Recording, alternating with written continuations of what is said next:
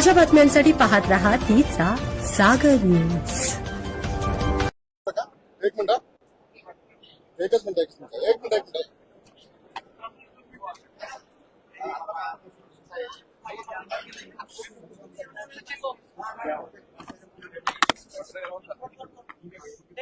तेवढीच दाखवते जेवढी माझ्याशी सहानुभूती असेल तेवढीच.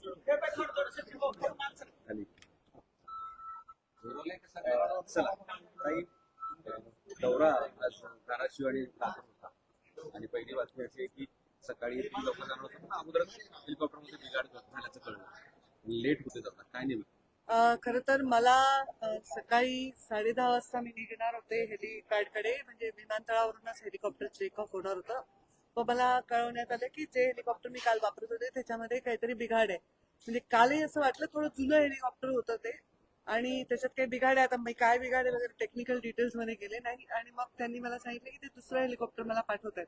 तर तेही हेलिकॉप्टर पाठवायला थोडा विलंब झालाय, नाही तर मी बाय कार जाऊन पहिली सभा तरी केली असती. तिकडच्याही लोकांशी मी बोलले, सभा रद्द करणं शक्य नव्हतं, लोक वाट बघायला तयार आहेत आणि खरंच आहे की आता ही कार्यकर्त्यांची निवडणूक आहे आणि त्यांच्या पाठीशी आम्ही उभं राहायला पाहिजे, त्यांच्या सभा घेऊन त्यांना ऊर्जा दिली पाहिजे, त्यांना ताकद दिली पाहिजे. तर मी चालले आता सभेला. लेट झालाय 2 तास, पण ठीक आहे, लोक वाट बघायला तयार आहेत. काल तुम्ही वक्तव्य केलं की कोल्हापूर फिरते आणि आई देव पाण्यात ठेवते. नाही म्हणजे लिटरली देव पाण्यात ठेवले म्हणण्याचा अर्थ असा आहे की माझी आई सतत लँड झाली का, टेक ऑफ झाली का, कारण शेवटी एवढी मोठी दुर्घटना जी झाली आहे ना त्याच्यामुळे सगळ्यांचे मन हादरलेले आहेत किंवा एक टेन्शन लोकांच्या मनामध्ये आहे. असंख्य कार्यकर्ते मेसेज करत होते, ताई विमान वापरू नका, ताई हेलिकॉप्टर वापरू नका. पण आता त्याला पर्याय नाहीये, शेवटी आम्हाला जास्तीत जास्त ठिकाणी पोहोचायचं आहे. तर कोणी काही काळजी करायचं कारण नाही. मी हेलिकॉप्टरमध्ये बसायच्या आधीच त्यांनी क्लिअर केलं होतं की हेलिकॉप्टरमध्ये काय प्रॉब्लेम आहे आणि बदलावं लागेल, तर त्यामुळे काही काळजी करण्याचं तरी कारण नाही आणि काम तर चालतच राहणार. चरेवेती आम्हाला काम करत राहावं लागेल. दौरा उशिरा का होईना सुरू झाला. हो, दौरा रद्द नाही होणार, काही झालं तरी दौरा पिका. कदाचित शेवटचे 2 सभा रद्द होतील कारण अंतर खूप आहे, मी पोहोचू नाही शकणार बाय कार देखील. अशी एखादी मोठी घटना घडते त्यावेळेस हेलिकॉप्टर असेल किंवा विमान असेल, लँड करत असताना काळजी वाटते, भीती वाटते किंवा काही मनात काय असतं? आता काल मी त्यानंतर पहिल्यांदा आले. खरं सांगू का, जेव्हापासून अजितदादांचा अपघात झालाय, निधन झालंय, तेव्हापासून मी क्षणोक्षणी हाच विचार करते की त्या सर्वांवर जे विमानात होते त्या लोकांना त्यावेळी काय वाटत असेल, त्यांनी किती भयानक ती भीती किंवा यातना किंवा ते भय अनुभवलं असेल. माझा स्वभाव आहे तो जास्त त्या खोलात जाऊन विचार करत होते.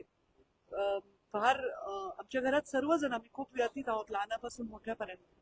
आणि मला वाटतं महाराष्ट्रात बऱ्याच लोकांच्या घरी हेच चित्र असेल. अत्यंत वाईट वाटलेलं आहे लोकांना. तर नवीन नवीन काही दिवस हे वाटणार आहे भय सगळ्यांना की अरे बापरे काय बिघाड, कारण जे माहीतच नाही ते माहीत झालंय की असंही होऊ शकतं. तर वाटणं साहजिक आहे, पण आता त्याला पर्याय नाहीये. प्रत्येकाला आपलं काम आणि कर्तव्य करावं लागेल. लाडक्या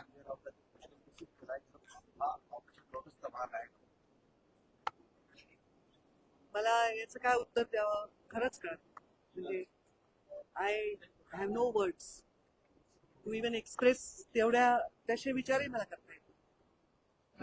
लाडक्या बहिणीच्या योजनेला अजित पवारांचं नाव द्यावं असं त्यांचेच आमदार मागणी करतात. तर मुख्यमंत्री नक्कीच याच्यामध्ये निश्चित निर्णय घेतील आणि ते जे योग्य निर्णय घ्यायचा ते त्यांच्या पाठीशी आम्ही. संजय राऊतांनी असं पण म्हटलं की अजितदादांचा मृत्यू हा रहस्यमय मृत्यू आहे आणि त्याची माहिती लोकांना मिळाली पाहिजे. आता समजा त्यांनी असं म्हणले तर याच्यात मी काय म्हणायचं, माझं काय याच्यात औचित्य बोलायचं. मी आतापर्यंत कोणाही व्यक्तीच्या कॉमेंट्सवर कॉमेंट करून मीडियाच्या लाईमलाईट मध्ये येत नाही. मी माझे मुद्दे घेऊन येते, माझे मुद्दे मांडते, मी दुसऱ्यांच्या मुद्द्यांवर बोलतच नाही. हे 20 वर्ष तुम्हाला सवय असली पाहिजे. थँक्यू.